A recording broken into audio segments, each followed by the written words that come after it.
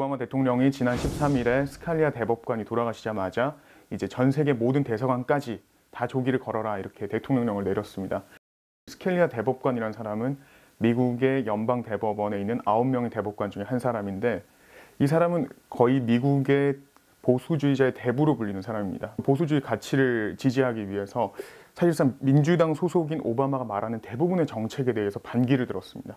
이 사람에 대해서 오바마가 이 정도로 애도를 표현해 준 거는 자기의 어떤 가치를 넘어서서 이념의 스펙트럼 반대편에 있는 이 사람한테 존경의 의미, 그리고 널 존중한다 이런 표현을 제대로 해준 겁니다. 사실 두 가지 이유가 있다고 볼 수가 있는데 첫 번째는 다들 이야기하듯이 오바마 대통령이 지금 임기가 남았을 때 진보주의 성향, 그러니까 자기와 성향이 비슷한 대법관을 뽑아서 그 자리에 앉혀놓으면 아무래도 진보주의자들의 입장에서는 상당히 힘이 되는 그런 사건이겠죠. 그러니까 최대한 보수주의자들의 반발을 사지 않은 상태에서 이 일을 추진하기 위해 일종의 과한 애도를 표현했다. 이런 식의 해석도 있습니다. 이것도 물론 맞는 얘기지만 그보다 더 중요한 것은 이 미국 자체가, 이 미국이라는 이 사회 자체가 보수와 진보 간의 그런 토론과 그런 서로 간의 이런 이 열띤 논쟁이 있더라도 서로에 대한 존중 같은 것은 전혀 해치지 않는다라는 걸 단적으로 보여준 거라고 볼 수가 있습니다.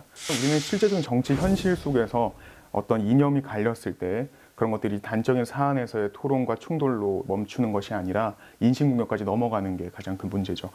그런데 이제 제가 이번에 많이 느낀 것은 우리나라는 국민정하고 국장 말고는 이 성조기를 개항할 수 없거든요. 그런데 미국 같은 경우에는 국회의원 그리고 일반적으로 희생된 어떤 시민들, 더 나아가서 군인들, 순직 군인들 이런 분들을 위해서도 조기를 개항을 합니다.